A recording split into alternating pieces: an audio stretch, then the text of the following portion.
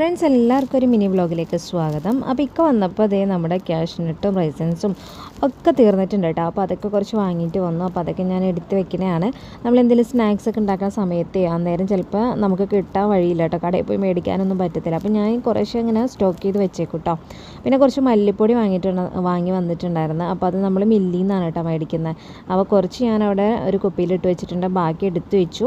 പിന്നെ അതൊക്കെ കഴിഞ്ഞിട്ട് ഞാൻ സവാളയും ഇഞ്ചിയും വെളുത്തുള്ളിയൊക്കെ ഒന്ന് നന്നാക്കി എടുക്കാനായിട്ട് നമുക്കൊന്ന് തേങ്ങാച്ചോറ് ഉണ്ടാക്കാമെന്ന് വിചാരിച്ചിട്ടുണ്ട്. കുറേ ആയി തേങ്ങാച്ചോറൊക്കെ ഉണ്ടാക്കിയിട്ട്. അപ്പോൾ അതിനായിട്ട് ഞാൻ ഇവിടെ തേങ്ങാപ്പാലൊക്കെ നന്നായിട്ട് അടിച്ചെടുക്കണതാണ്. പിന്നെ അതുപോലെ തന്നെ തലേന്ന് ഞാൻ സാമ്പാർ ഓൾറെഡി ഉണ്ടാക്കി വെച്ചിട്ടുണ്ടായിരുന്നു കേട്ടോ. അന്നേരമാണ് നമുക്ക് കുറച്ച് ബീഫ് അറുത്ത് കൊടുത്ത് കിട്ടിയത് കേട്ടോ. അപ്പോൾ അത് കാരണം സാമ്പാർ നമ്മൾ ഫ്രിഡ്ജിലേക്ക് കയറ്റി. ഞാനിവിടെ അതേ സാധനങ്ങളൊക്കെ വഴറ്റിയെടുക്കുകയാണ്. നമുക്ക് തേങ്ങാച്ചോറിനുള്ള സാധനങ്ങളൊക്കെ വഴറ്റിയെടുക്കുകയാണ്. അപ്പോൾ ഇതിൻ്റെ ഫുൾ വീഡിയോ നമ്മുടെ ചാനലിൽ കൊടുത്തിട്ടുണ്ട്, എല്ലാവരും കാണാം കേട്ടോ. വീഡിയോ ഇഷ്ടമാവുന്നുണ്ടെങ്കിൽ ഒന്ന് സബ്സ്ക്രൈബ് ചെയ്ത് സപ്പോർട്ട് ചെയ്യും.